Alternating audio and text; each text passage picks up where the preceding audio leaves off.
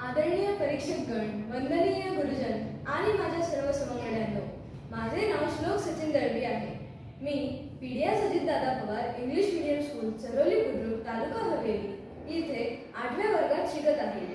आज मी आपल्या भारताच्या सर्वात मोठ्या ताकदीवर म्हणजेच भारतीय संविधानावर काही विचार मांडणार आहे. नको जात, नको धर्म, नको श्रेष्ठ वरिष्ठांचे भेद, मानवतेच्या पायावर उभे आहे आपले संविधान श्रेष्ठ. मित्रांनो, कागदावर लिहिलेली ही केवळ कलमांची यादी किंवा नियमांचे पुस्तक नाही, तर हा आपल्या 140 कोटींहून अधिक भारतीयांचा जिवंत श्वास आहे. 15 ऑगस्ट 1947 रोजी आपल्या भारत देशाला ब्रिटिशांच्या पारतंत्र्यातून मुक्ती मिळाली. तेव्हा अनेक जाती, धर्म, भाषा आणि वेगवेगळ्या संस्कृतींमध्ये विखुरलेल्या या अवाढव्य देशाला एका सूत्रात बांधण्याचे महान काम आपल्या संविधानाने केले.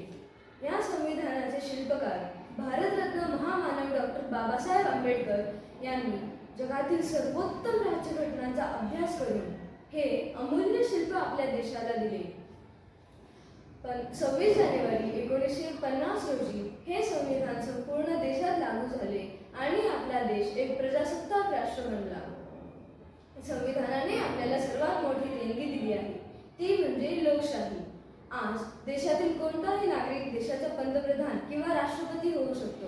हे सामर्थ्य फक्त आणि फक्त आपल्याला आपल्या संविधानानेच दिले आहे. समता, स्वातंत्र्य आणि बंधुभाव ही आपल्या संविधानाची त्रिसूत्री आहे.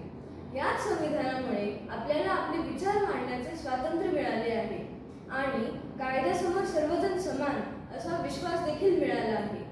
आजच्या या डिजिटल आणि आधुनिक युगातही संविधानाने दिलेली एकता आणि अखंडता टिकवून ठेवणे अत्यंत गरजेचे आहे.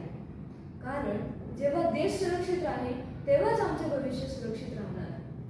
आजच्या या गतिमान युगात संविधानाने दिलेले विचार आणि नैतिक मूल्ये आपल्या जीवनाचा पाया बनली पाहिजे.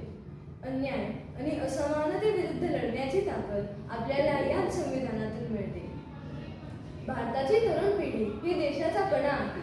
जेव्हा ही तरुण पिढी संविधानातील मूल्यांना आपल्या हृदयात बाळगून पुढे चालेल, तेव्हा देशाचे भविष्य अधिक उज्ज्वल होईल, यात काही शंका नाही.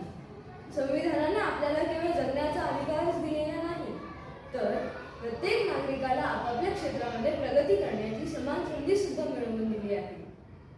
आज भारताने विज्ञान, तंत्रज्ञान, क्रीडा आणि अंतराळ संशोधन अशा विविध क्षेत्रात जी उंच भरारी घेतली आहे, त्यामागे याच संविधानाचे बळ आहे.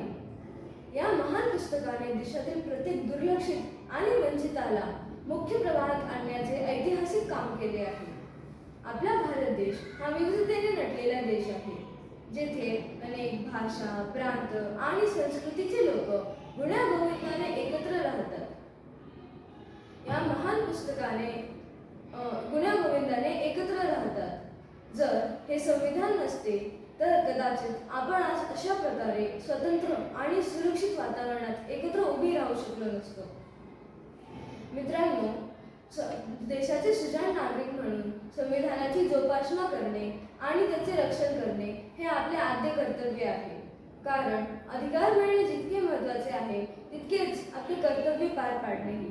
शेवटी जाता जाता एवढेच म्हणेन, मिळाले स्वातंत्र्य ज्या संविधानामुळे, त्याचे रक्षणाची शपथ आज आपण घेऊया. अखंड भारताच्या या पवित्र ग्रंथाला मस्तक आपले सदैव नमन करूया. जय हिंद, जय भारत. धन्यवाद.